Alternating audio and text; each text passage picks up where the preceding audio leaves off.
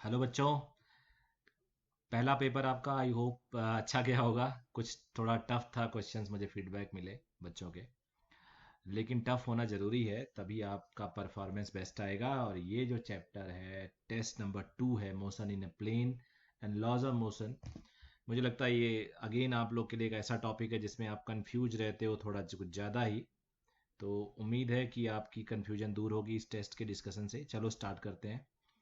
If a ladder weighing 250 Newton is placed against a smooth vertical wall having coefficient of friction between it and floor is 0.3, then what is the maximum force of friction? बेटा maximum force हमेशा mu into normal हम बोलते हैं। इसकी जो extreme limit होती है, और कई बार इतना नहीं एक्ट करता है अवेलेबल एट द पॉइंट। तो ये अवेलेबल का पॉइंट जब बोल दिया तो क्वेश्चन क्लियर हो गया। अवेलेबल बेटा हर जगह इतना ही होता है मैक्सिमम। अब एक्ट कितना कर रहा है वो डिपेंड करता है, बिकॉज स्टैटिक जो है वो जीरो और मैक्सिमम के बीच में लाई करता है। तो अवेलेबल तो म्यू एन होगा। आप जरा डायग्राम बना देता हूं, मुझे लगता है क्लियर हो जाएगा तुम्हें। कोई भी सिचुएशन ले लो। ये एक लैडर है, ये सीढ़ी है मान लो। यहाँ पे एम जी सेंटर पे, यहाँ पे नॉर्मल, यहाँ पे नॉर्मल, वर्टिकल स्मूथ है, यहाँ फ्रिक्शन जीरो है। अब ये एन टू पुश करेगा इधर को तो फ्रिक्शन रोकेगा, ये लगेगा। अब देखो अगर इक्विलिब्रियम में बोला जाए तो यहाँ पे N1 ऊपर है, mg नीचे है, और N2 लेफ्ट है तो फ्रिक्शन राइट है। मैक्सिमम फ्रिक्शन होगा mu into normal. Mu 0.3, normal is mg, mg is weight and weight is given as 250 newton. तो ये आ गया 75 newton. 75 newton is the right answer. आगे बढ़ते हैं। Horizontal range is 4 times the maximum height attend by the projectile. The angle of projection is, अरे यार range r tan theta is equal to 4h एक फॉर्मूला होता है। So r is equal to r max which is equal to 4h only when tan theta is 1, theta is 45 degree. तो ये question आपको gift में दिया गया था। Third, a block of mass m is placed against a vertical surface by spring of unstretched length n है। unstretched का मतलब हुआ स्प्रिंग का लेंथ l है। अभी देखो ये दबा हुआ है, अभी जो स्प्रिंग का लेंथ है वो l माइनस डी है। तो कंप्रेशन डी है, D is called compression here, compression. If the coefficient of friction between the block and surface is mu, choose the correct statement. अब ये ब्लॉक है, स्प्रिंग इसे दबा रहा है, के एक्स स्प्रिंग में फोर्स होता है, एक्स की जगह पे डी। नॉर्मल ये हो गया बेटा, mg नीचे, फ्रिक्शनल फोर्स ऊपर। अब कह रहा है मिनिमम स्प्रिंग कांस्टेंट देख लेते हैं। एक्चुअली क्या है कि अगर मिनिमम होगा तो नॉर्मल भी मिनिमम होगा, और उस केस में मैक्सिमम फ्रिक्शन एक्ट करेगा जो mg को रोकेगा, और maximum friction mu into normal होता है। अब बेटा नॉर्मल इज के डी इज इक्वल टू mg। अब मैं इसको यहां लिख देता हूं, तो यहां से आएगा d is equal to k is equal to k is equal to mg upon mu D. तो minimum spring constant k minimum to keep the block m in equilibrium is this. Force of friction 2mg गलत है, ये सब भी गलत है। तो D is the right answer. Next question. An object is moving in a circular track of radius 450 meter. At some instant, the object is moving at 30 meter per second, gaining speed at a uniform rate इतना. तो उस जगह पे speed है 30 metre per second. तो centripetal acceleration होगा v square by are. 30 का square 900, r is 450. So centripetal acceleration is 2 meter per second square at this point. Tangential acceleration, अच्छा, and gaining speed at a rate of 2 meter per second square. तो rate of change of speed जो होता है वो tangential acceleration होता है. ये भी 2 है. Acceleration, it's acceleration at this moment. तो एक्सेलरेशन जो होता है नेट सर्कुलर मोशन में ए सी स्क्वायर और ए टी स्क्वायर. बिकॉज मान लो ये सर्कल है तो टेंजेंशियल एक्सेलरेशन इधर होगा, सेंट्रीपिटल सेंटर की तरफ होगा और नेट यहां कहीं आता है. दोनों ऑर्थोगोनल कंपोनेंट होते हैं. तो 2 स्क्वायर हो गया 2√2, ये 8 हो गया 2√2, 2√2 हो गया 2 into 1.414, approximately 2.8 metre per second square. So answer is this. I hope ये भी इजी है. अगला question. 5 person A, B, C, D and E are pulling a cart of 100 kg mass a smooth surface and cart is moving with acceleration 3 in east direction. तो बेटा याद रखो east को हमेशा आई कैप कह देते हैं, जनरली एक्स एक्सिस की तरफ होता है. नॉर्थ को जे कैप बोला करो, साउथ को के कैप बोला करो. तो अगर ए भी है, बी भी है, सी भी है, डी भी है, सबको डायरेक्शन के साथ लिख रहा हूं, और ई भी है, तो ये जा रहा है 100 kg का बंदा है, M A 3 metre per second in east direction. East मतलब आई, 300 आई हो गया. When person A stops pulling it, it moves with acceleration 1 metre per second in west. यानी ए रुक गया, यानी बी है, सी है, डी है एंड ई है. तो ये 100 इंटू 1 इंटू माइनस आई. तो बेटा इन दोनों इक्वेशन से आप एफ ए निकाल सकते हो. सब्ट्रैक्ट करो तो एफ ए आ जाएगा. ये सब्ट्रैक्ट करोगे तो प्लस हो जाएगा और ये हो जाएगा 300 400 आई. अब देखते हैं. when person B stops pulling it moves with the acceleration 24 meter per second square in the north direction. तो B हट गया, यानी दूसरा कलर ले लेता हूं. F A, F C, F D, F E is equal to 100 into 24 north direction यानी j. अब यहां पे पहले इक्वेशन से इसको सब्ट्रैक्ट कर देते हैं.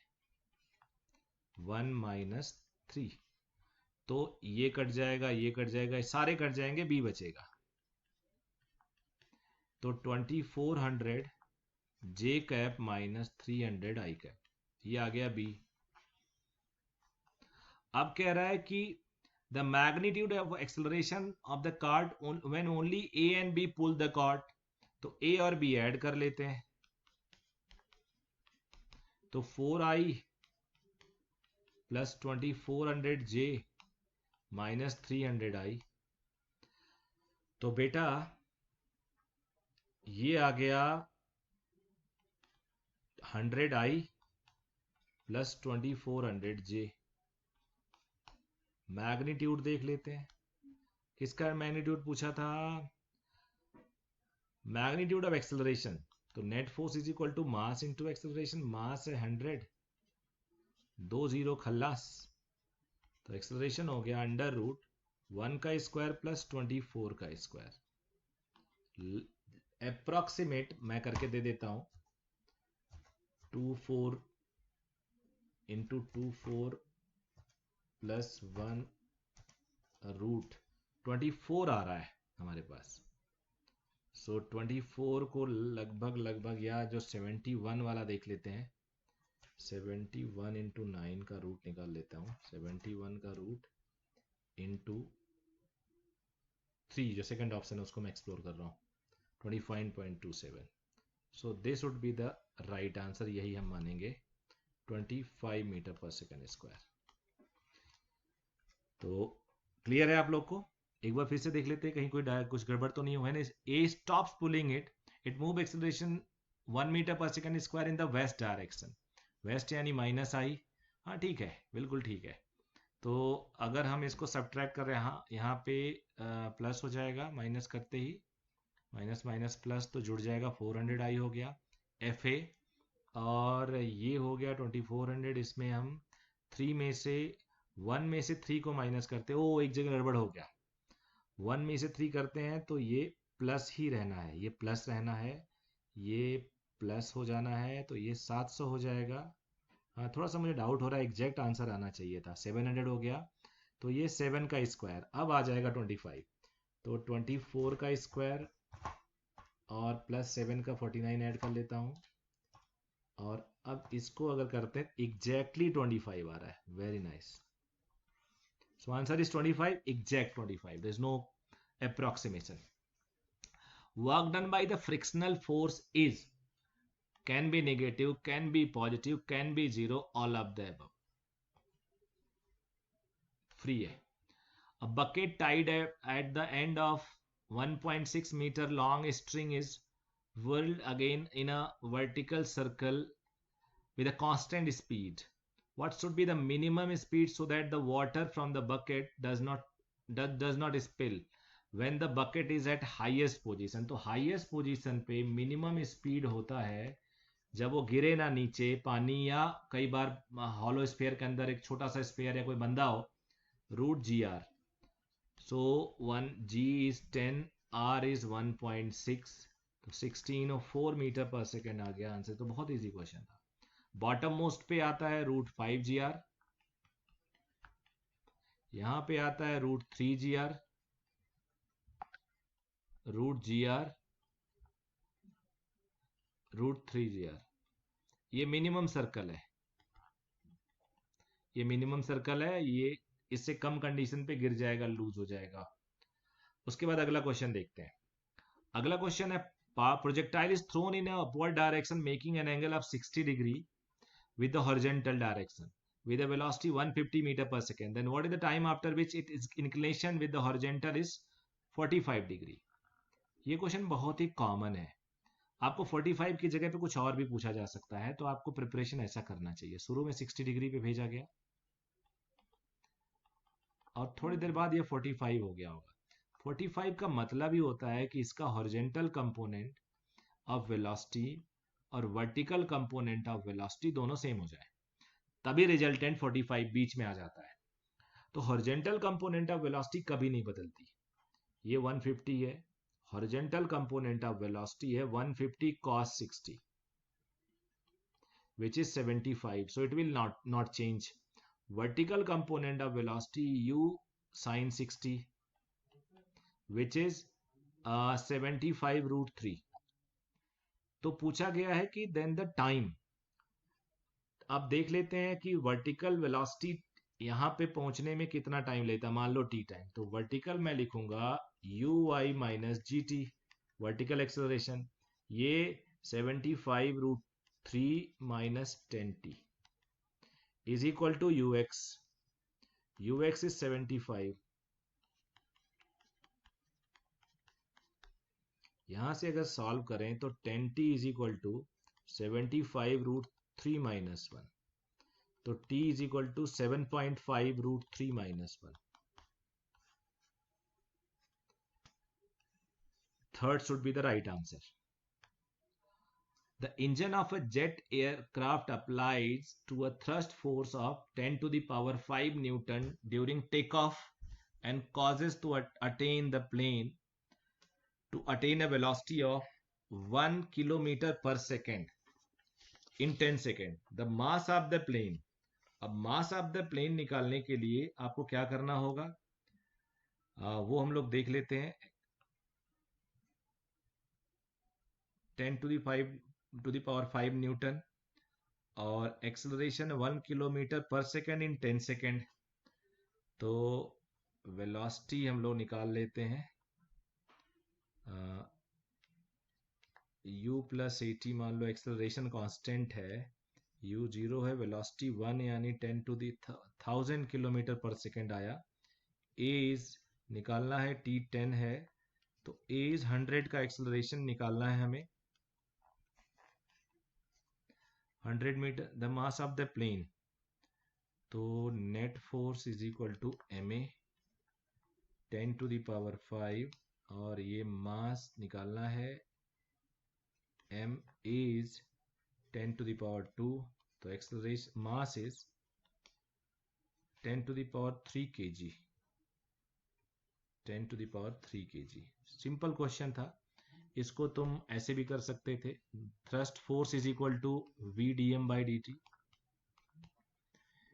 अब वेलोसिटी को d metre per second in 10 second ऐसा कुछ दिया हुआ है, मास अलग से हमें निकालना है, तो यहाँ से भी आंसर आ जाता, लेकिन आप डायरेक्ट ऐसे लिखो, ये ज्यादा ठीक है, क्योंकि मेडिकल में थोड़ा सा हम लोग इजी मेथड की तरफ जाते हैं।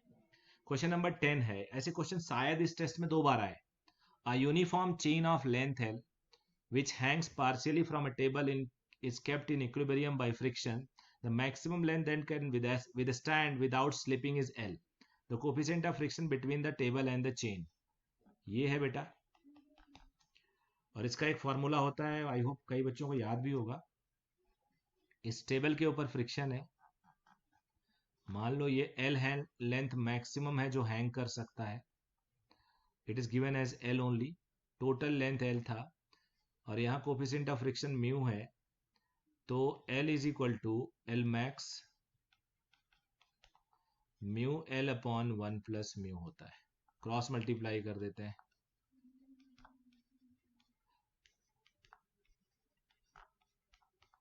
यहां से कोफिशिएंट ऑफ फ्रिक्शन आ गया,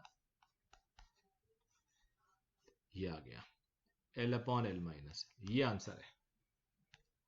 अगला question, a lift is going up, total mass of the lift and the passenger is 1500 kg. The variation in the speed of the lift as given in the graph, यानी शुरू में acceleration positive है, बाद में acceleration negative यानी retardation है, और acceleration का मैग्नीट्यूड सेम है, perpendicular that is 3.6 upon base that is 2, तो 1.8 मीटर पर सेकेंड स्क्वायर है एक्सेलरेशन, बाद में वही चीज नेगेटिव में है। तो tension in the rope of the lip, rope pulling the lift at t is equal to 11 second, t is equal to 11 second यहाँ आएगा, यानी रिटार्डेशन है, तो रिटार्डेशन है नीचे, और लिफ्ट ऊपर जा रहा है, तो ऊपर जब जा रहा है तो रिटार्डेशन है, यानी नीचे की तरफ है। अब लिफ्ट के ऊपर जो फोर्स होगा वो देख लेते हैं, ये टेंशन है, ऊपर जा रहा है लेकिन रिटार्डेशन है, तो स्लोप फोर्स सूडो ऊपर लगेगा, mg नीचे है। बेटा देख क्या, नेगेटिव एक्सेलरेशन है, तो ऊपर जा रहा है नेगेटिव एक्सेलरेशन से, यानी आप कह सकते हो नीचे आ रहा है, एक्सेलरेशन नीचे लग रहा, आ नहीं रहा है, रिटार्डेशन है, तो t is equal to m g minus a हो जाएगा टेंशन, मास 1500, g 10 और एक्सेलरेशन है 1.8। आई थिंक g को 9.8 लेते हैं, जैसे कि सिचुएशन में 9.8 ही होगा ये, जहां तक मुझे याद है, तो 1500 इंटू 8 आ जाएगा, और ये हो जाएगा 15 इंटू 8 120, 2 बार 0, तो 12,000 Newton should be the right answer. अब a small bar starts sliding down inclined plane forming an angle theta with the horizontal, the frictional coefficient depends on distance x covered this, where k is constant, find the distance covered by the bar till it stops। तो ये कोई बड़ा question नहीं है, बस थोड़ा सा variable mu है, इसलिए बच्चों को डाउट हो सकता है। ये है बेटा, mg sin theta will try to pull it down, this normal is mg cos theta, mu into normal that is mu into mg cos theta will try to stop it। तो इसका जो net force होगा, acceleration होगा, net force लिख रहा हूं, वो mg sin theta माइनस mu into normal normal M g cos theta, ये हो गया। अब यहां पे ए को हम लिखेंगे v dv by d s, v dv by d s ऐसा लिखते हैं, यू नो इट। और जी साइन थीटा, म्यू को के एक्स लिखेंगे, g cos theta, v d v रोक लेता हूं, g sine theta into d x minus k g cos theta x d x. Limit लगा दे, शुरू में वेलोसिटी 0 है, ये यहाँ पे बेटा स्क्रीन में मेरे को थोड़ी सी लिमिटेशन है, तो मैं लिमिट 0 से लेके 0 बोल रहा हूं तुम लोग को। और यहाँ पे लिमिट होगा 0 से x डिस्टेंस तक जहां पे वो रुक जा रहा है। तो ऊपर लेफ्ट तो 0 ही आ गया, जी साइन थीटा x हो गया minus k g cos theta x square by 2 हो गया, तो एक x कैंसिल हो गया, x आ जाएगा 2g साइन थीटा अपॉन के g cos theta, g cancel हो गया, 2 tan theta by k, 2 tan theta by k is the right answer. आगे देखते हैं। A body tied to a string of length L is revolved in a vertical circle with minimum velocity. When the body reaches the uppermost point of the string breaks, the body moves under the influence of gravitational field of Earth along a parabolic path. Horizontal range, minimum circle है तो top most में minimum root g are होता है, are is L, तो top most point पे इतनी speed है, height इसकी 2l के बराबर है, डबल रेडियस 2l। तो बेटा हॉरिजेंटल फेंकने पे ये प्रोजेक्टाइल है, याद करो, मैं इसे केस 1 ऑफ प्रोजेक्टाइल पढ़ाता हूं अपने लेक्चर में, अपने वीडियो में। अगर तुम्हें दिख जाए तो मुझे देख लेना, मैं पिछले क्लास का भी लिंक नहीं दे पाया हूं, बट आज दे दूंगा शाम तक सबके लिंक।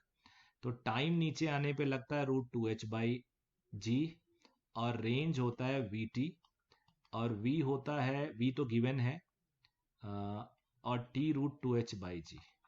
तो यहाँ पे जो x होगा वो होगा velocity which is √gl, time लगेगा 2h, h की जगह पे 2l बाई जी, जी से जी कैंसिल हो गया बेटा, l बाहर आ जाएगा, 2 भी बाहर आ जाएगा, 2l should be the right answer. देखो कितना छोटा क्वेश्चन है, अगर हमें बेसिक कॉन्सेप्ट पता है तो। केस 1 ऑफ प्रोजेक्टाइल तुरंत हो गया ना इससे। क्वेश्चन 15, n बुलेट्स पर सेकेंड, यानी ये जो बुलेट है वो उसमें नंबर छुपा हुआ है, अपॉन सेकेंड छुपा हुआ है, एक टाइम छुपा हुआ है। Each of mass M moving with velocity V strike normally on the wall, the coefficient of the collision elastic, the force on the wall. बेटा जो इस पे फोर्स लगता है वो ऐसे होता है, ये केसेस बहुत करा चुका हूं। Thrust force to change of momentum, del P upon delta T, तो 1 अपॉन टाइम तो n हो गया, 2 ऑलरेडी है, change in momentum, final momentum p है, इनिशियल भी p है मैग्नीट्यूड में, क्योंकि इलास्टिक है। तो फाइनल को अगर मैं mv बोल रहा हूं तो इनिशियल को मुझे माइनस mv बोलना पड़ेगा ना, बिकॉज फाइनल इधर है, इनिशियल इधर है। तो फाइनल हो गया p minus p initial, because vector quantity होता है, और ये हो गया 2p, 2 का फैक्टर मैंने यही ले लिया है, सॉरी, तो एक ही p लिखूंगा मैं, नहीं तो यहां ना लूं, यहां ना लूं, तो मैं ऐसा लिख सकता हूं 2p, तो 2np, p is mv,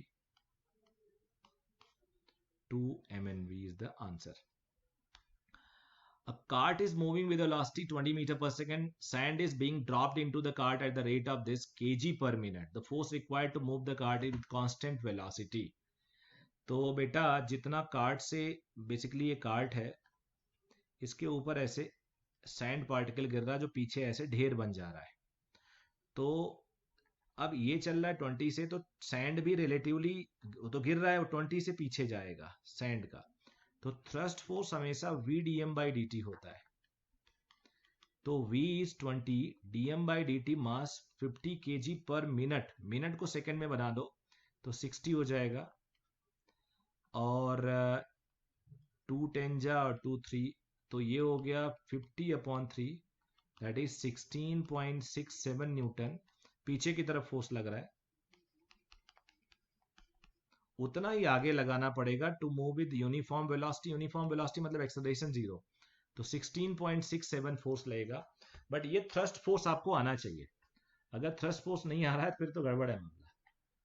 तो थ्रस्ट फोर्स निकालना तुम लोग को आना चाहिए, उसी थ्रस्ट फोर्स से ही तुम लोग इसको कंक्लूड कर सकते हो, नहीं तो कंक्लूड नहीं कर पाओगे बच्चे। आगे बढ़े हम लोग। अब आगे वाला क्वेश्चन है 16। A projectile is given initial velocity I and 2j, यानी x वाला i है, j वाला 2j है। Where I is along ground and j along vertical, g 10 है। इक्वेशन ऑफ ट्रेजेक्टरी बहुत ही आसान क्वेश्चन होता है। vx is given as initial velocity है तो ux, और अच्छा लिख दिया मैंने, प्रोजेक्टाइल में हॉरिजॉन्टल वेलोसिटी नहीं बदलती, ये 1 है, 1 इंटू आई है, आई नहीं लिख रहा हूं, ये 1 है बेटा, ये 2 है, तो ये dx by dt इज 1। तो सीधे लिख दूं, चलो एक स्टेप और लिख देता हूं, dt, यहां से x is equal to t आ जाएगा। y, uy is given as 2, vy होता है uy माइनस gt, ये dy by dt, डायरेक्ट मुझे लिखने का मन था लेकिन चलो, 2 माइनस 10t, तो dy डिफरेंशिएट करेंगे 2 dt minus 10t dt, integrate करो, y t का इंटीग्रेट, dt का इंटीग्रेशन t, t dt का t स्क्वायर बाई 2, तो 10t स्क्वायर बाई 2, यहां से बेटा ये हो जाएगा 5, तो from 1 and 2 y is equal to 2, x t की जगह पे x, 5t की जगह पे x, तो 2x माइनस 5x स्क्वायर, ये आंसर है। क्वेश्चन नंबर 17 देखते हैं। Horizontal force of 10 newton is necessary to just hold a block stationary against a wall, यानी ये 10 न्यूटन सफिशियंट है। Coefficient of friction between the ball and wall is 0.2, weight निकालना है, तो बेटा ये वेट है, ये मिनिमम कोफिशिएंट 0.2 है, तो पूरा का पूरा फ्रिक्शन इसको रोकेगा।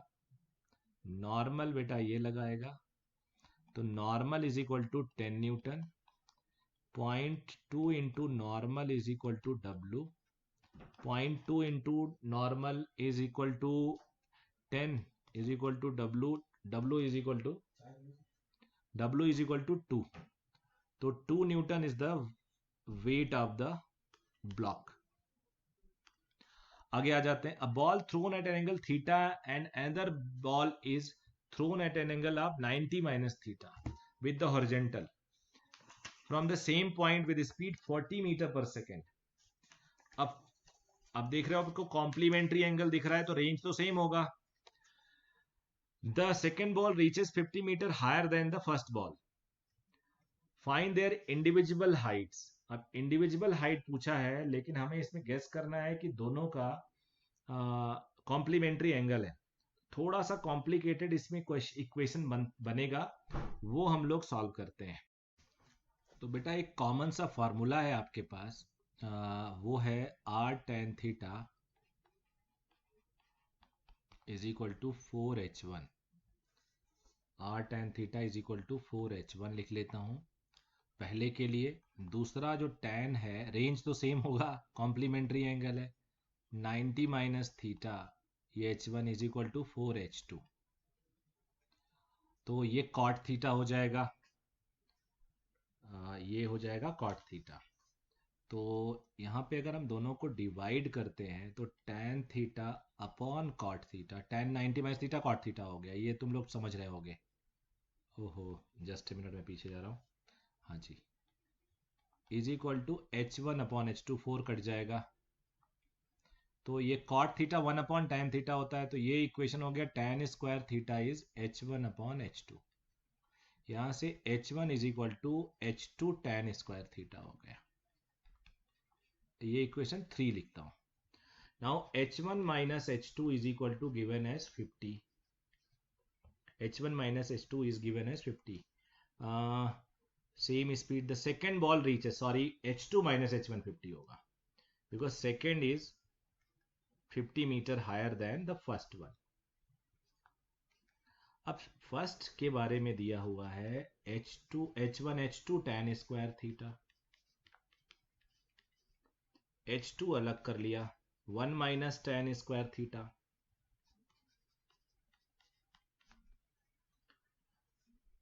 यहां से हम लोग इज इक्वल टू 50 थोड़ा और ले जाते हैं, स्पेस की कमी रहेगी। H2 हो गया, हाइट होता है you square sine square theta. Height का फॉर्मूला होता है यू स्क्वायर, एक मिनट बेटा, थोड़ा सा कभी कभी you square sine square theta. एक सेकंड, मुझे लगता है सिलेक्शन में गड़बड़ी है। हाँ, साइन स्क्वायर 90 माइनस थीटा।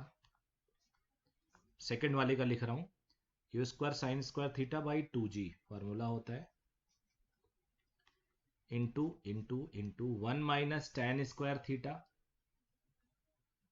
तो 1 माइनस टैन स्क्वायर थीटा को आप क्या लिख सकते हो, चलो इसको पूरा ही ब्रेक कर देता हूं, no formula uses, is equal to 50, कुछ कैंसिल नहीं, u को हम 40 लिख सकते हैं, तो 40 का square upon 10, sine square 90 minus theta cos square theta हो गया। यहाँ पे ये कॉस स्क्वायर थीटा, ये cos square theta minus sine square theta, 50 हो गया। कॉस स्क्वायर गया, एक ये कैंसिल हो गया।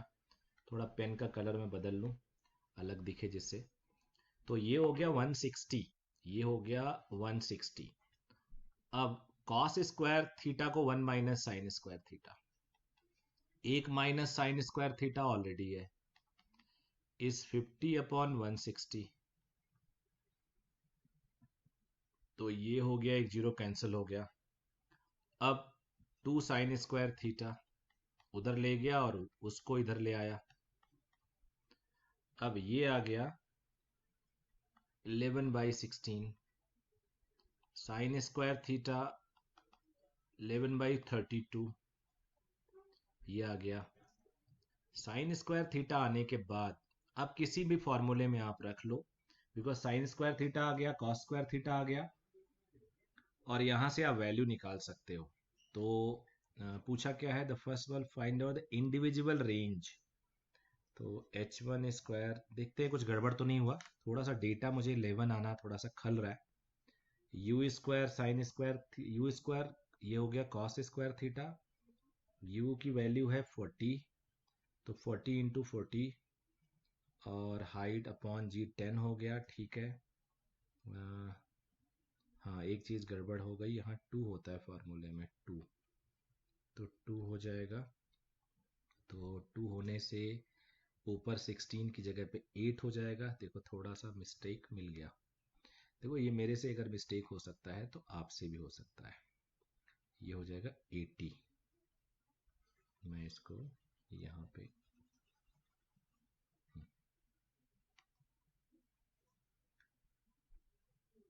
तो ये 80 हो गया, 50 अपॉन 80, 5/8 हो गया, 1 माइनस 5/8, तो 3/8। Sine square theta is basically 3/16, you got sine square theta. अब H1 में निकाल देता हूं, H1 is you square sine square theta by 2g, you square है 1600 अपॉन 2g यानी 20, sine square theta 3/16, 16 direct cancel होगा 100, 20 100 से कैंसिल हो गया 5, तो 15 मीटर आया फर्स्ट वाला, और इससे 50 ज्यादा 65 आया सेकंड वाला। थोड़ा मैथमेटिकल है, लेकिन आप लोग को इतना मैथमेटिक्स तो आना पड़ेगा, डॉक्टर बनना है आपको। आगे question number 19, angular velocity of a particle moving in a circle of 50 centimetre is increased in 5 minutes from 10 rpm to 40 rpm, 10 rpm से 40 rpm आ रहा। अब आरपीएम वाले क्वेश्चन तुम लोग को जानना चाहिए। आरपीएम बेसिकली फ्रीक्वेंसी का रिवोल्यूशन पर मिनट यूनिट होता है, तो ये हो गया 100 आरपीएम है। आरपीएम को रेवोल्यूशन पर सेकंड लाने के लिए 60 से डिवाइड करो, लेकिन आई थिंक एक जगह और मिनट है, हाँ ये टाइम दिया हुआ है 5 मिनट, तो ऐसा करते मिनट ही रहने देते हैं। F2 इज 400, तो अल्फा जो होगा, एक्सेलरेशन अल्फा जो होगा delta omega by delta T. तो final omega minus initial omega upon time, final omega 2 pi f 400 minus 2 pi f 100, time 5 minute है, तो रेवोल्यूशन पर मिनट, नहीं नहीं नहीं नहीं, यहाँ पे पर सेकेंड मिनट स्क्वायर हो जाएगा, चलो उसको कन्वर्ट करूंगा मैं।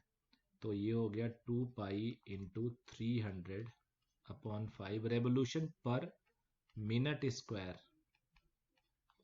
तो इसको ऐसा करता हूँ, 2 पाई 300 5 60 सेकेंड में मिनट को, और ये भी सेकेंड, 2 जीरो तो ऐसे खल्लास हो गया।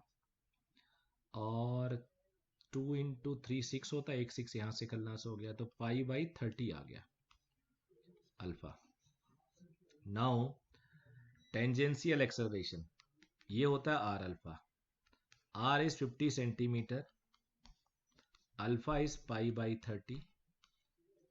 तो बेटा ये हो गया, ये है 2 से कैंसिल हो गया, पाई/60 मीटर पर सेकेंड स्क्वायर। ये आंसर हो गया। अगला क्वेश्चन है, ball is projected from a point A with a velocity at an angle 30 degree with the horizontal at shown in figure. Consider a target at point B, the ball will hit the target if thrown with velocity v not equal to. तो diagram थोड़ा ठीक नहीं है, B not यहाँ कहीं होना चाहिए और ये हाइट होना चाहिए, बट चलो कोई बात नहीं, ऐसा बनाता हूं मैं उसको। ये टारगेट है, इसके दो कंपोनेंट है, दोनों कंपोनेंट को देखते हैं। v नॉट cos 30 होता है √3/2, v नॉट sin 30 होता है हाफ। अब ये यहाँ जाके हिट करेगा, तो हॉरिजेंटली इसे चलना है √3/2 मीटर, वर्टिकली इसको चलना है आधा मीटर। तो हॉरिजेंटली तो आपको एक्सेलरेशन होता नहीं है, तो x is equal to V X into T होता है, तो √3/2 एक्स हो गया, v not √3/2 v not T हो गया। तो यहां से v not T is equal to 1 time लगा 1/v नॉट। अब देखते हैं वर्टिकल डायरेक्शन। वर्टिकल डायरेक्शन है v not V U I, basically U I T minus half G T square. y is half, U not Y है v0/2, T है 1/v minus half जी 1/v0 square. तो बेटा ये हो गया, कुछ गड़बड़ लग रहा है मेरे को, v/2 है, v/2, हाँ। तो ये 1/2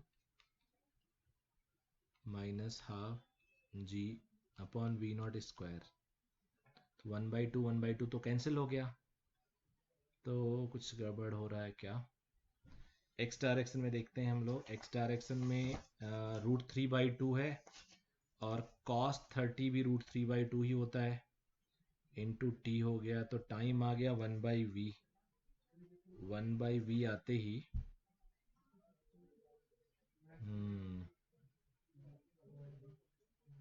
और time is equal to 1/v0 हो गया। y इक्वेशन लिखते हैं पहुंचने के लिए, y है half v0 t v/t you Y v0/2 है, ये है रखा, t की जगह पे 1/v0 रखा, तो v0 कैंसिल हो गया। ये तो आ नहीं रहा है यार, मेरे हिसाब से नन आंसर है। अगर कुछ गड़बड़ होगा तो मैं इसके बाद कमेंट लिख के चेक करके दे दूंगा, अभी मैं रिकॉर्डिंग में हूँ तो चेक नहीं कर पाऊंगा, मेरे हिसाब से नन है। आ जाते हैं question number 21। A mass m of 100 kg is suspended with the use of string ABC, where W is a vertical wall, ये vertical wall है, and R is the rigid support, horizontal rod। string B क्या होगा देखते हैं। ये TB है, ये है 100 इंटू जी वेट, और ये टेंशन है 45 डिग्री बना रहा है ये। अब इसके दो कंपोनेंट हमें ब्रेक करना है। एक कंपोनेंट, अच्छा 45 डिग्री में क्या होता है, दोनों इक्वल होते हैं। टी कॉस 45 या साइन 45 कुछ भी करो, टी कॉस 45 या साइन 45 कुछ भी करो, तो T cos 45 is equal to 100 G, तो टी बी और T B is equal to T sine 45, sine 45 cos 45 बराबर है, तो ये भी 100 जी आ गया, 100 g is the right answer. The correct statement about the friction between two bodies. Static friction is always greater than kinetic friction. ये कोई जरूरी नहीं है, गलत है, बिकॉज स्टैटिक की मैक्सिमम वैल्यू काइनेटिक और इक्वल टू भी हो सकता है। Coefficient of static friction is always greater than coefficient of kinetic friction, ये चलता है। वैसे ऑलवेज ग्रेटर इक्वल टू भी ले लेते हैं स्टैटिक फ्रिक्शन का कोफिशिएंट काइनेटिक के। Limiting friction is always greater than kinetic friction, तो लिमिटिंग फ्रिक्शन यानी मैक्सिमम वैल्यू ऑफ स्टैटिक, बिल्कुल सही है, यानी ये भी सही है, ये भी सही है। Kinetic friction never less than static friction, limiting friction, ये भी ठीक है। Basically limiting is the static max, तो वो स्टैटिक मैक्स स्टैटिक से तो बराबर या बड़ा होगा, छोटा तो कभी नहीं होगा। तो B C D is the right answer, first answer is the right answer. 23. A particle is moving along a circular path. The angular velocity, linear velocity, any angular velocity omega, linear velocity v, angular acceleration, centripetal acceleration of the particle at any instant, respectively are this and this. Which of the following relation is not correct? तो देखो बेटा जरा एक idea ले लेते हैं। मान लो velocity ये है, टेंजेंशियल ये हो गया, सेंट्रीपिटल ये हो गया, ओमेगा ये हो गया, ओमेगा नीचे या ऊपर होगा 90 डिग्री पे, और क्या पूछा, अल्फा भी ओमेगा की डायरेक्शन में ही होगा। तो वेलोसिटी और सेंट्रीपिटल, ओमेगा ओमेगा को, ओमेगा और अल्फा को मान लो तुम के कैप, वेलोसिटी को तुम मान लो आई कैप, सेंट्रीपिटल एक्सेलरेशन को मान लो जे कैप या माइनस जे कैप। अब देख लेते हैं, omega perpendicular to V, omega के और वी आई सही है, omega perpendicular to A C ये भी सही है, ओमेगा परपेंडिकुलर टू अल्फा ये गलत है, वी परपेंडिकुलर टू अल्फा ये सही है, वी आई है, अल्फा के है, तो थर्ड इज रॉन्ग। तो इस तरह से आपको लिखना पड़ेगा। बेसिकली क्लॉक और एंटी क्लॉकवाइज जो होता है, ये क्लॉकवाइज माइनस के मानते हैं, अंदर जा रहा है क्रॉस, और ये डॉट मानते हैं प्लस के, बाकी तो तुम्हें पता ही है इसमें। Which of the following statement is incorrect about friction, incorrect, ये भी ध्यान देना होता है। Limiting static friction is independent of area of contact, kinetic friction is independent of area of contact, kinetic friction is nearly independent of velocity of body, kinetic friction is self adjusting, तो kinetic friction self adjusting नहीं होता, ये गलत है, तो ये गलत हो गया, सिंपल। आ जाते हैं अगला क्वेश्चन। अगला question, if the coefficient of kinetic friction between the trolley and surface 0.1 then tension the string of the connecting mass, ये 60 जी नीचे से ले रहा है, इसका नॉर्मल है 30 जी, फ्रिक्शन इसे रोकेगा, म्यू दैट इज 0.1 इंटू 30 जी, तो 30 जी 300.1 30 न्यूटन हो गया। तो एक्सेलरेशन हो गया net pulling force upon total mass, net pulling force 60 जी खींच रहा है, माइनस 30 पीछे लग रहा है, टोटल मास है 30 प्लस 6 36, तो 600 माइनस 30 36, तो 570 अपॉन 36, आई एम सॉरी 36 है, तो इसको कुछ कैंसिल वैंसिल करने के देखते हैं। 570 में कैलकुलेटर यूज कर रहा हूँ, डिवाइड बाई 36, तो 15.8 आ रहा है, कुछ गड़बड़ है, मुझे लगता है ये 60 kg का है, 6 का नहीं होगा 60 होगा, मैंने 60 जी लिखा भी, तो हाँ 60 जी यहाँ भी लिखा, नहीं नहीं नहीं नहीं, तो अगर 6 लेके करता हूँ मैं तो ठीक है, रुक जाओ, जो दिया हुआ उसी को सही मानते हैं पहले, तो यहाँ पे गड़बड़ है, यहाँ पे गड़बड़ है, ये उसी हिसाब से एडजस्ट हो जाएगा।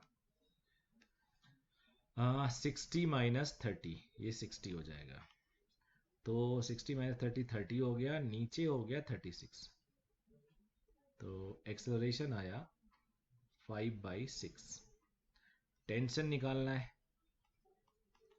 तो t minus 30 is equal to M A. t minus 30 a हो गया 30 इंटू 5/6। 6 5 जा 30, 25। तो tension is 55। 55 is the right answer. Next question. Position time graph of a body of mass 0.5 kg is shown. Time interval between two consecutive impulse and the magnitude of that impulse is. Time interval तो बेटा यहां से यहां तक है, क्योंकि देखो यहां ऊपर जा रहा है बॉडी, डिस्प्लेसमेंट बढ़ रहा है बट स्पीड कम हो रहा है, और यहां से फिर वापस आ रहा है, डायरेक्शन बदल दिया। देखो इससे पहले position time graph of body mass 0.5 kg, एक बॉडी है, नीचे आ रहा है, यहाँ पे यहाँ इम्पैक्ट हो रहा है, यहाँ पे अपना वो डायरेक्शन चेंज कर रहा है। तो 5 मीटर तक जा रहा है, 10 मीटर तक जा रहा है 5 सेकंड में, फिर वापस आ रहा है, तो 10 सेकंड में ये रिपीट कर रहा है अपने मोशन को। चाहे तुम ये वाला ले लो 10 सेकंड, या बेटा आप ये ले लो 10 सेकंड। 10 सेकंड में रिपीट कर रहा है अपने डायरेक्शन को। एक बार स्लोप पॉजिटिव है, एक बार स्लोप नेगेटिव है, और सेम स्लोप आ रहा है, यानी इलास्टिक कोलिजन होगा। इंपल्स जो होगा two consecutive time interval between two consecutive impulse, तो 10 सेकंड होगा। ये सही हो सकता है, ये सही हो सकता है। इंपल्स होता है फोर्स इनटू टाइम। इंपल्स को चेंज इन मोमेंटम भी कहते हैं, तो यहाँ भी डबल हो जाएगा, बिकॉज डायरेक्शन चेंज हो रहा है। फाइनल का डायरेक्शन एक है, इनिशियल का डायरेक्शन दूसरा है, दोनों का मैग्नीट्यूड सेम है, तो डबल हो जाएगा। m into V, mass is given as 0.5, v slope है, v is equal to slope of xt। Slope होता है परपेंडिकुलर विच इज 10/5, तो 2 हो गया। तो ये हो गया 2 न्यूटन सेकेंड आंसर। अरे नहीं, 2 यानी ये 2 यही वाला सही है, दोनों का कॉमन लेना पड़ेगा, तो आंसर ये हो गया। 27 देखते हैं। Particle moves on a rough horizontal ground with some initial velocity v naught. 3/4 of its kinetic energy lost due to friction in time t naught. Then coefficient of friction between particle and ground. Okay, 3/4 of its kinetic energy lost due to friction in time t. तो kinetic energy बचा कितना, ये इसमें बेटा 3/4 kinetic energy loss कर जाता है, यानी फाइनल काइनेटिक एनर्जी जो बचता है वो 1 माइनस 3/4 लॉस करने के बाद 1/4 बचता है। फाइनल वेलोसिटी मान लो v हो जाती है, इनिशियल होती है u, तो ये काइनेटिक एनर्जी u स्क्वायर, तो ये गया v square is u square by 4, v is equal to u/2, ये हो गया। तो अगर एक बॉडी जा रही है ऐसे u से, और यहाँ आके वो v हो गई, तो जा रही है, पीछे फ्रिक्शन लगता है, और mu M G normal M G है, तो जो रिटार्डेशन होता है फोर्स अपॉन मास, तो म्यू जी का होता है। तो v is equal to U plus A T वाला फॉर्मूला, v हो गया u/2, a हो गया mu G time T not, तो म्यू जी टी इधर ले आओ, u minus u/2 that is u/2, time हो गया u upon 2 mu G T not, u यानी v not, I am sorry, ये नहीं, ये है, टाइम नहीं पूछा, म्यू पूछा है, ये। अब आगे बढ़ेंगे। Okay, a stone projected with velocity u at an angle theta with the horizontal reaches maximum height h1 when it is projected with velocity u at angle pi minus 90 minus theta with the horizontal, it reaches height h2. Then relation between the horizontal range r and h1 h2, तो यार अभी पढ़ा है r tan theta 4h1 r tan 90 minus theta which will become cos theta, multiply कर लेते हैं, tan theta cot theta 1 हो जाएगा, ये 16h1h2, 4 बाहर हो गया। सबसे आसान क्वेश्चन आज इस कॉन्सेप्ट पे 2 क्वेश्चन आया है। Next question, block A with mass 100 kg is resting on another block of mass 200 kg। Okay, तो ये 2m है, ये m है।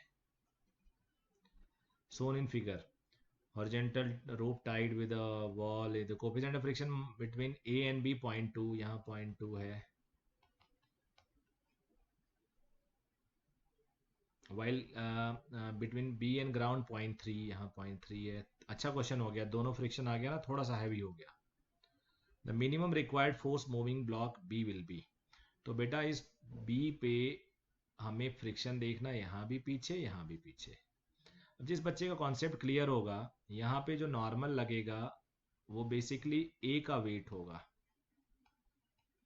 यहाँ पे जो और फ्रिक्शन होगा म्यू इनटू नॉर्मल। मान लो यहाँ 1 है, यहाँ 2 है, यहाँ पे जो नॉर्मल होगा दोनों का वेट होगा, बिकॉज दोनों इस पे हैंग कर रहे हैं, और ये mu two N B that is equal to F. तो F is equal to mu one N one N A, mu two N B, mu 1.2, N A 100 kg, mu 2.3, और 100 और 200 300 kg। तो ये हो गया बेटा 200 Newton, 900 Newton, 1100 Newton. Answer is this. 30 question, ऐसा question exactly अभी किया थोड़ी देर पहले, यहाँ 45 डिग्री था। A body of weight 2 kg suspended shown in figure, the tension T1 in the horizontal string, ये मान लो T है, ये 60 डिग्री हो गया, T cos 60, T sin 60, T cos 60 is equal to W, weight 2 kg weight है, 2 into G, cos 60 half होता है तो 4 into G, T sin 60 is equal to T1, T 4G हो गया, sin 60 होता है √3/2, तो T1 इज 2√3G, यानी 2√3 kg वेट, तो 2√3 should be the answer. 31, which graph is practically possible. देखो यार, एक ही टाइम पे दो, ये टाइम निगेटिव, अच्छा यहाँ तो स्पीड निगेटिव नहीं होता, वेलोसिटी एक ही टाइम पे दो वेलोसिटी नहीं हो सकती, गलत। एक्सेलरेशन टाइम ग्राफ हो सकता है ये, डिस्टेंस ट्रेवल्ड, डिस्टेंस ट्रेवल बढ़ा, हाँ नहीं, डिस्टेंस घटता नहीं है, ये डिस्प्लेसमेंट हो सकता है, डिस्टेंस घटता नहीं, ये नहीं, ये पॉसिबल है, तो प्रैक्टिकली पॉसिबल 4 आंसर है। अब आ जाते हैं 32 पे। 32 भी देखने से मुझे लग रहा है कुछ कॉमन सा क्वेश्चन, अब देखते हैं क्या है। A car starts from rest and moves with a uniform acceleration A on a straight road from T is equal to D. तो बेटा V is equal to U plus uniform acceleration rest से AT, ये आ गया, and constant deceleration bring to rest. In this process the average speed of the car, तो average के लिए तो टोटल डिस्प्लेसमेंट चाहिए, देखते हैं velocity time, straight road from this rest and move with the uniform acceleration A on a straight road, इतना यानी एक पर्टिकुलर वेलोसिटी तक गया होगा, मान लो V0 है, constant retardation brings to rest, constant retardation यहाँ पे आ गया, 0 हो गया, स्पीड ऑफ द कार, ये T टाइम है, ये तो मैक्सिमम तो हमें क्लियर है, एक्सेलरेशन इज V0/T। अब मान लिया ये T1 है, तो रिटार्डेशन कांस्टेंट, कांस्टेंट रिटार्डेशन थोड़ी मिसिंग लग रहा है मुझे, उसकी कुछ वैल्यू दिया होता तो थोड़ा इजी हो जाता। हम्म, हाँ, लेकिन टाइम भी नहीं दिया हुआ है हमें। After that a constant D acceleration, मुझे लगता है एक्सेलरेशन भी सेम ही है। यहाँ कुछ मुझे लगता है मिसिंग है हमारे इसमें, तो मैं सेम लेके चल रहा हूँ। तो ये वाला टाइम भी टी सेम होगा। और एवरेज वेलोसिटी या स्पीड होता है टोटल डिस्टेंस या डिस्प्लेसमेंट अपॉन टाइम। तो टाइम तो बेटा 2t में मान रहा हूं, और ये half base into time, half base into height area, ये गया। तो v0/2, और v0 है 80, 80/2 should be the answer. Check कर लेना जरा, मेरा यही आया है आंसर, मैंने देखा नहीं हूं, अगर कुछ गड़बड़ होगा तो बाद में बता दूंगा। 33, a mass 1 kg suspended by thread, it is lifted an acceleration इतना, lowered with acceleration इतना, रेशियो ऑफ द टेंशन, जब ऊपर उठाया जा रहा है तो सूडो नीचे लगेगा, सूडो नीचे लगेगा तो mg+ma, और लोअर नीचे आ रहा है एक्सेलरेशन तो सूडो ऊपर लगेगा। हाँ, ऐसे नीचे लाया जा रहा है ऐसे।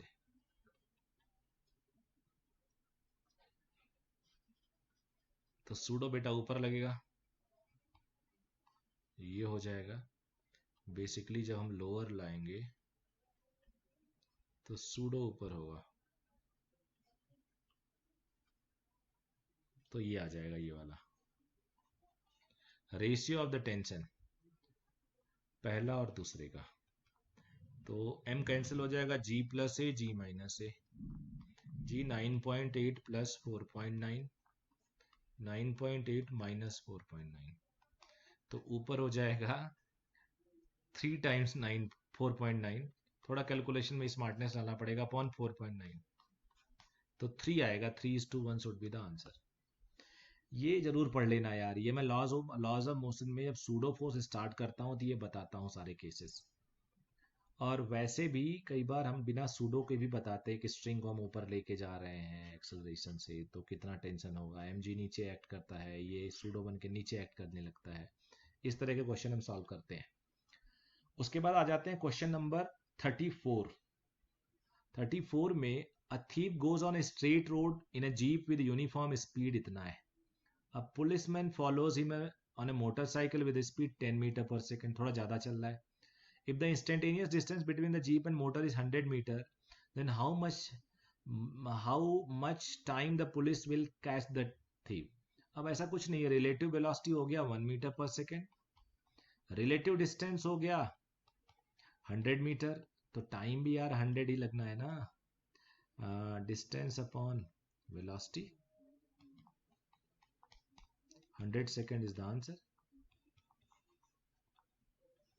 बेसिकली ये पीछे जा रहा है बाइक से सिंघम बन के, और ये कार से जा रहा है, ये 9 से चल रहा है, ये 10 से चल रहा है, तो रिलेटिव स्पीड इनके बीच में तो एक ही का है ना, एक से ज्यादा जान रहा है तो एक ही से क्लोजर आ रहा है इसके। इसके मैंने बहुत सारे कॉन्सेप्ट बताए हैं, मैंने बोला इसको रेस्ट कर दो, तो ये बाइक वाला एक तरह से इफेक्टिवली एक से आ रहा होगा। अब इनके बीच में 100 मीटर की दूरी है, तो 100 सेकेंड बाद पकड़ लेगा। अब आ जाते हैं question number 35। In a bicycle, the radius of rear wheel is twice the radius of front wheel. Okay. If real wheel and these are the radius VF and VR, the speed of topmost point of the wheel. तो बेटा topmost point bicycle में होता है twice of speed of topmost point of the wheel. गड़बड़ है, ये rolling आ गया इसमें यार। अगर ये V से चल रहा है और इसका रेडियस R है,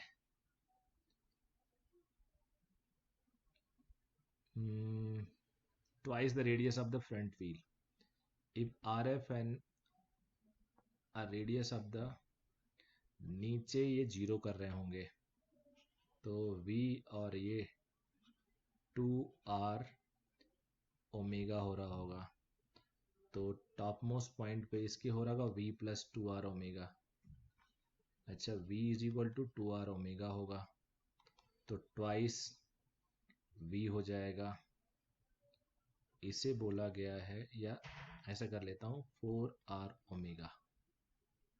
4r omega top most point का ये फ्रंट व्हील है। रियर रेडियस 22 की रेडियस, अब रियर ट्वाइस है, तो रियर ट्वाइस है, तो इसको rear wheel is twice that front wheel, तो रियर ये ट्वाइस है, तो ये रियर का टॉप मोस्ट वेलोसिटी हो गया इतना। ओमेगा बिकॉज सेम होगा, पैडल मारोगे ना साइकिल का तो ओमेगा सेम दे रहोगे तुम। और फ्रंट वाले का होगा, मान लो ये v1 है, तो बॉटम पे v1 r ओमेगा पीछे, और ऊपर पे v1 plus r omega. v1 r omega बराबर होगा, प्योर रोलिंग तुम्हें आना चाहिए, तो टॉप मोस्ट पॉइंट की वेलोसिटी 2r ओमेगा, तो टॉप मोस्ट पॉइंट की वेलोसिटी हो जाएगी 2r। थोड़ा मैंने कुछ गड़बड़ कर दिया, कुछ गड़बड़ नहीं किया, बेसिकली रेडियस मैंने यहाँ पे R F is equal to 2r बोल दिया। R F that rear wheel is twice then the front wheel, और आर आई को आर बोल दिया, तो top most point 2r omega, तो फ्रंट अपॉन रियर, फ्रंट है r omega 2r omega sorry, rear है 4r omega, so it is 1/2, यानी rear is 2 times front, rear is 2 times front. ये इसको अगर तुम्हें कॉन्सेप्ट नहीं पता, चलो मैं बता देता हूँ और बढ़िया से इसको, रुको। बेसिकली ये प्योर रोलिंग का कॉन्सेप्ट होता है, रुको रुको, ओहो कुछ गड़बड़ हो रहा है। हाँ, ये v है और ये ओमेगा है, तो बॉटम पे वो रेस्ट पे होते हैं, प्योर रोलिंग कर रहे होते हैं, और प्योर रोलिंग के लिए v is equal to r omega. Top most point पे सब सेम डायरेक्शन में होते हैं, तो टॉप मोस्ट को 2r ओमेगा कह सकते हैं या 2v कह सकते हैं। इसीलिए मैंने टॉप मोस्ट को, ये r की वैल्यू मैंने 2r रख दी, तो जितना ये है उतने ही वेलोसिटी है, देखो वेलोसिटी 2r ओमेगा ये लिखा मैंने, तो नेट वेलोसिटी 4r ओमेगा हो गई। पहले वाले की फ्रंट, जो रियर वाला है उसका फ्रंट वाले का रेडियस आधा है, उसका मैंने सिर्फ r ओमेगा रखा है, ऊपर वेलोसिटी 2r ओमेगा हो गई, तो फ्रंट वाले का r ओमेगा 2r ओमेगा और रियर वाले का 4r ओमेगा हो गया स्पीड टॉप मोस्ट पॉइंट का। बस वही रेशियो निकाल लिया, आंसर आ गया। Cannon ball is fired with velocity. आप लोग से एक चीज और बताऊंगा, किसी बच्चे को अगर डाउट हो तो वो कमेंट बॉक्स में जरूर लिख देगा, मैं दोबारा उस पर एक छोटा सा मिनी वीडियो बना के भेज दूंगा, पूरा एक्सप्लेन करके, ये आप लोग समझ लेना, लेकिन आप लोग को बोलना पड़ेगा। Cannon fire is with velocity 200 meter per second at an angle of 60 degree with the horizontal. At the highest point of it, it explodes in 3 equal fragments, one going vertically upward with a velocity 100, second one falling downward with velocity 100, the third fragment will be moving with velocity। तो ये बड़ा ही common momentum conserve होता है, ऐसे question है ये, तो मैं बताता हूँ आपको। जब हमने इसको यहाँ से भेजा तो इसकी हॉरिजेंटल स्पीड कितनी थी देख लेते हैं, क्योंकि हाईएस्ट पॉइंट पे हॉरिजेंटल हो जाता है, तो इसकी है 200 cos 60, cos 60 हो गया हाफ।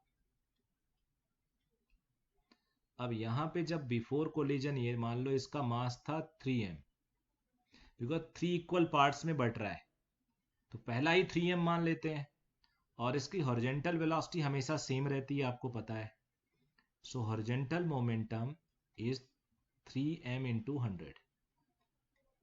बाद में क्या हो रहा है, एक ऊपर चला गया m मास, एक m मास नीचे चला गया, एक आगे चला गया, तो आगे वाले का स्पीड पूछा है, हॉरिजेंटल कंजर्व रहना है, तो फाइनल हॉरिजेंटल देख लेते हैं m इंटू v1, तो 3m v into 100 is equal to mv1. So v1 is 300 meter per second in the horizontal direction. Yes, ये सही है. Second answer is correct. Acceleration of 20 kg block will be. तो ऊपर force लग रहा है. एक इसमें कॉन्सेप्ट होता है बच्चे कि अगर मैक्सिमम एक्सेलरेशन हो सकता है mu small upon capital M into g, और वैसे अगर दोनों साथ साथ चल रहे हैं तो मैक्सिमम एक्सेलरेशन होगा 100 और ये 50 इंटू ए, तो 2 हो गया. देखते हैं अगर ये 2 से कम है तो साथ साथ चलेंगे. तो म्यू इज 0.2. ये केस मैं करा चुका हूं, ब्लॉक के ऊपर ब्लॉक 20/30 इंटू 10. तो ये हो गया 4/3. ए मैक्स इज लेस देन, यानी ब्रेक हो जाएगा. मैक्सिमम इतना भाग सकता है, इसके बाद ब्रेक हो जाएगा. और अगर दोनों साथ साथ चल रहे हैं तो एक्सेलरेशन 200 आ रहा है, इसलिए ब्रेक होगा. और जब ब्रेक होगा तो 100 न्यूटन ये हो गया, अलग हो जाएगा. और यहाँ पे म्यू इंटू नॉर्मल, म्यू है 0.2, नॉर्मल है 20 जी. एक्सेलरेशन इसका a1 लिख देता हूँ. तो 100 minus 0.2 into 20 G, 200 into 0.2 40 is equal to mass into acceleration. तो ये हो गया 60 is equal to 20 A is 3 metre per second square. इसको जरूर आप लोग क्लियर कर लेना बेटा, इसकी प्रोबेबिलिटी ज़्यादा है इस क्वेश्चन के पूछने की. बेसिकली क्या होता है, ये कॉमन मैक्सिमम एक्सेलरेशन हो सकता है जिससे दोनों साथ साथ चलेंगे, वो चेकिंग कर लिया आपने. और कॉमन जब चलेंगे तो फ्रिक्शन इन दोनों के बीच का मामला हो जाएगा. तो कॉमन फोर्स 100 लग रहा है, नेट मास 50 kg है, उससे कॉमन एक्सेलरेशन आ रहा है 2, और मैक्सिमम कॉमन 1.33 हो सकता है. इसके बियॉन्ड ये सेपरेट हो जाएंगे. तो 1.33 से बियॉन्ड ही आ रहा है, हम देख रहे हैं. अगर हम मान रहे हैं कॉमन चल रहा है तो सेपरेट होंगे. सेपरेट होंगे तो सिर्फ 20 kg ब्लॉक को लेके हमने फ्री बॉडी डायग्राम बनाया और उसके हिसाब से हमने इसको सॉल्व किया और आंसर आया 3 मीटर पर सेकेंड. ये मैं ब्लॉक के ऊपर ब्लॉक 2 केस लगा बढ़ाता हूं. एक केस में मैं नीचे वाले ब्लॉक पे फोर्स लगा के आंसर देता हूं, तब ए मैक्स आता है म्यू जी, याद करो. और एक में ऊपर लगाता हूं तब इतना आता है. तो ये दोनों केसेस आपको प्लीज जरूर पढ़ लेना है. इक्वेशन ऑफ प्रोजेक्टाइल इतना है. द हॉरिजॉन्टल रेंज, कुछ करना ही नहीं यार, कई फॉर्मूला बताया. Coefficient of x upon coefficient of minus x square. X का कोफिशिएंट है 16, माइनस एक्स स्क्वायर का है 5/4. तो ये होगा 64/5. तो 64/5 को 128/10 कर लो, 12.8 इज द आंसर. और भी है, 16x कॉमन ले लो, बड़े सारे हैं इसमें यार. 39. Stationary body of mass m gets exploded in 3 parts having mass ratio 1:3:3. Its 2 fragment equal masses moving at right angle to each other with the velocity of this, then the velocity of third body. देख बेटा, एक m मान लेते हैं, एक 3m मान लेते हैं, एक 3m मान लेते हैं. जो इक्वल वाले हैं वो 90 डिग्री पे चले गए ऐसे. तो तीसरा इधर जाएगा सो दैट नेट 0 हो जाए. तो तीसरे का नेट पहले और दूसरे के रिजल्टेंट के बराबर होगा. तो पहले और दूसरे का रिजल्टेंट दोनों 90 डिग्री पे हैं, इतना हो जाएगा. तो अब हम लिख सकते हैं P3 square is equal to P1 square plus P2 square. Mass है राइट एंगल इतना 3 वाले का, तो 3 ही मास मान लेता हूं. इसको 1 मान लेता हूं, इसको 3 मान लेता हूं, इसको 3. वेलोसिटी है 15, इसको भी 3, वेलोसिटी 15. तो ये हो गया. और P हो गया 1 इंटू वेलोसिटी, इसका तो मास 1 था, वेलोसिटी मान लेते हैं 1 स्क्वायर. तो ये कुल मिला के आ गया 2 इंटू 3 का 9 और 15 का 15 इंटू 15 225 होता है. एक सेकेंड. तो 225 V1 स्क्वायर. तो V1 आ गया बेटा 3 इंटू 15 इंटू √2. तो ये हो गया 45√2 मीटर पर सेकेंड। सीधे सीधे आंसर आपको दिख रहा है। पहला आंसर है टी एक्सलरेशन ऑफ लाइट पुली, तो फोर्स इस पे एफ लग रहा है, तो नेचुरली एक सेकंड बेटा, नेचुरली ये F/2 होगा। लाइट पुली का एक्सलरेशन क्या होगा? तो पुली का तो मास ही नहीं है, इसका जरूर ब्लॉक का। मुझे लग रहा है इस क्वेश्चन में कुछ मिस्टेक हो सकता है। एक मिनट में देखूं, मेरे पास क्वेश्चन है एक्सलेशन ऑफ लाइट पुली। पुली का एक्सलेशन नहीं होगा बेटा, बिकॉज ब्लॉक का होगा जिसपे F/2 फोर्स लग रहा है। Mass into acceleration A = F/2m होगा। ये इसका F/2m होगा, इसका एक्सलरेशन होगा। एक सेकंड में आंसर भी देख लेता हूँ 48th क्वेश्चन का।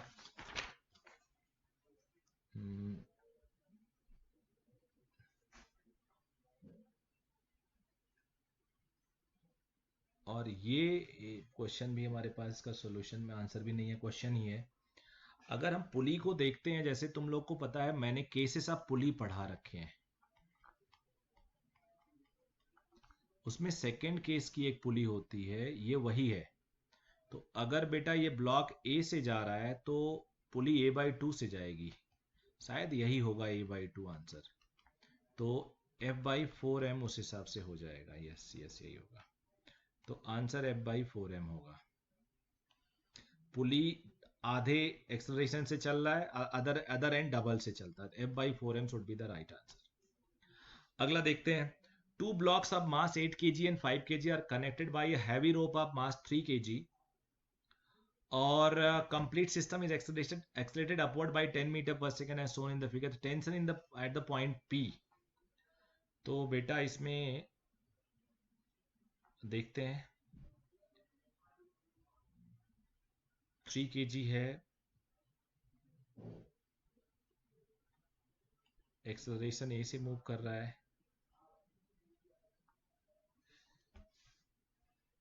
और ये क्वेश्चन दिया हुआ है 8 इंटू जी, अरे बच्चे 8 इंटू ए और टेंशन टी। मुझे लगता है कि 5 kg को सॉल्व करना ज़्यादा सही रहेगा। और अच्छा, बीच में 3 भी है। एक सेकंड बेटा, कुछ समझ में नहीं आ रहा है। Two blocks of mass 8 kg and 5 kg connected by a heavy rope of 3 kg. Complete system is accelerated upward by 10 meter per second as shown in the figure. Tension in the rope P. Okay, P एक मैं मान के चल रहा हूँ अपर point है, तो free body diagram मुझे ऐसे बनाना चाहिए। ये 3 kg का है, ये 5 kg है, 3 kg 5 kg, नीचे जा रहा है इसका वेट, तो 8g हो गया। सूडो भी नीचे जाएगा 8 इंटू ए, पी पॉइंट ये है, तो टेंशन एट पी, ये हटा देता हूं। तो टीपी इज इक्वल टू, सीधे सीधे लिख देता हूं, 8g प्लस ए इज 10 और जी भी 10, तो 20, 160 न्यूटन। बहुत ही आसान क्वेश्चन था। मैं इसको एग्जैक्टली क्लास में ऐसे कराया हूँ, याद करो। एक ब्लॉक को यहाँ से खींच रहा हूँ मैं, ये रोप है, इस जंक्शन पे, इस पी पॉइंट पे टेंशन बताओ। इसका मास कैपिटल एम, इसका एम, ये स्मॉल एल होता था। कई बार मैं पूछता था यहाँ बताओ एक्स डिस्टेंस देके। बड़े कॉमन क्वेश्चन है ये, कोई बड़े क्वेश्चन नहीं है। अगला, two blocks 10 kg 20 kg respectively are connected by light string as shown in the figure. Force of 200 Newton acts upon 20 kg at instant shown. The 10 kg mass has acceleration this much. The acceleration of 20 kg. बहुत ही बढ़िया question है ये, बड़ा ही common question है, हम लोग class में इसको भी करते हैं। तो ये kx खींच रहा होगा, 12 मीटर पर सेकेंड से निकाल रहा है इसको, 10 वाले को, पीछे वाले को। तो kx is equal to mass into acceleration, 120 newton है ये। अब जरा 20 kg को ड्रॉ कर लेते हैं, 200 न्यूटन लग रहा है, kx तो यहाँ भी सेम होगा, तो 200 minus K X is equal to mass into acceleration. K X is given as 120, तो ये 80 is equal to 20 A is equal to 4 meter per second square. 4 answer है. अगला देखते हैं. With how much velocity a block of mass 2 kg should move on a frictionless surface so as to compress a spring with force constant 2 Newton meter by 4 meter. तो यार x is equal to V root M by K हमारा पहला ही question ऐसा होता है. I think पहला नहीं, दूसरा क्वेश्चन है ये मेरे work energy conservation of mechanical energy जब मैं पढ़ाता हूँ स्प्रिंग का केस. तो ये 4 मीटर है, वेलोसिटी बताना है, mass is given as 2 kg, k is given as 2. तो velocity should be 4 meter per second. Velocity should be 4 meter per second. 43 हो गया. 44 देखते हैं. A block weighing 10 Newton travels down a smooth curved track AB joined as a rough horizontal rough surface has a friction coefficient 0.20 with the block. If the block starts slipping on track at point 1.0 meter above the horizontal surface, then it move a distance s on the rough surface. Calculate the value of s. कोई दिक्कत नहीं है. तो mgh जितना ये potential नीचे लाएगा gain करेगा काइनेटिक, वो सारा फ्रिक्शन में लॉस हो जाएगा. फ्रिक्शन में लॉस होगा mu into M G, mu into normal into S. मान लो डिस्टेंस चलता है, नॉर्मल एम जी है. ये सारे क्वेश्चन क्लास में कराए हुए हैं. एम जी कैंसिल हो गया. S is equal to H by mu. H था 1 मीटर, म्यू है 0.2, तो 10/2 5 मीटर इज द आंसर. ये सब सेकेंड्स के क्वेश्चंस होते हैं. अगला देख लेते हैं, आखिरी आ गया. God. Two masses m and m by 2 are joined together by means of a light inextensible string passing over a frictionless pulley as shown in the figure. When bigger mass is released, then small one will ascend with acceleration of. Okay, तो acceleration होगा m2 minus m1 upon m1 plus m2 into g. ऊपर हो गया m by 2 small capital चलता है, तो g by 3 acceleration होगा. ascend with acceleration of, तो यहाँ पे आ जाएगा बेटा g by 3. when bigger one is released, small one will ascend with acceleration. हाँ ठीक है, g by 3 आंसर आ गया. Thank you very much. अगले टेस्ट की तैयारी करिएगा, गड़बड़ नहीं होना चाहिए भाई. All the very best. Test जरूर दो. टेस्ट देने के बाद सॉल्यूशन तुरंत देख लो, पूरा देखो. कोई बहुत ज़्यादा टाइम नहीं लगेगा. थोड़ा सा फास्ट स्पीड पे कर लो, 1.5 पे कर लो तो थोड़ा कम टाइम लगेगा. और जो चीज़ नहीं आता उसको कमेंट कर दो, मैं ज़रूर बता दूंगा आपको, उसको अलग से उसका वीडियो बना